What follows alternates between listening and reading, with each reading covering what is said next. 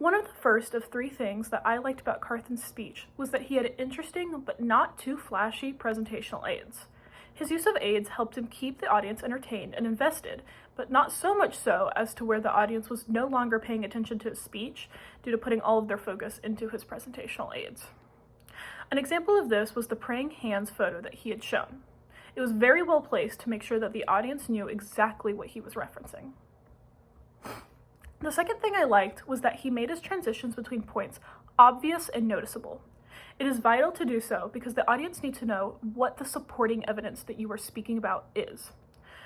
One way he did this was the transition to a new picture for every point, and the picture was clearly showing what point he was speaking on.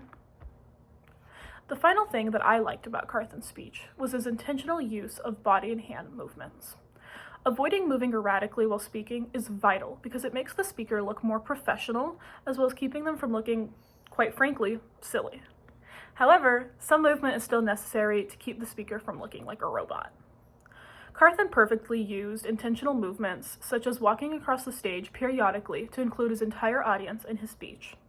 Also, his hand movements were kept to a minimum, but when speaking about something involving the audience, such as the hours in their week, he would use his hands to motion to everyone. I think his movement helped his speech greatly. 3 different types of supporting material include models, whether it be life-sized, large-scale, or small-scale, audio-video, which is arguably one of the most common forms of supporting material, and yourself, which may be used in the form of a demonstration. Using yourself is typically one of the more engaging supporting materials, and it really can captivate an audience.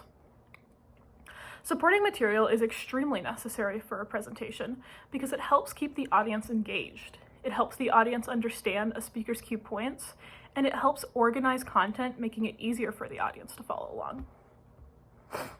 Some pet peeves that I have for ineffective presentational aids include fancy animations and presentations with way too much going on and way too many photos that are not necessary for the presentation. Also, passing around an aid through the audience is an ineffective presentational aid. Fancy animations make the transition between key points longer and can be a huge time waster. They also distract from the speaker and take away focus from what's important. The same thing can be said for fancy presentations. When the presentation is colorful and has unnecessary photos, it brings the attention of the audience away from the speaker.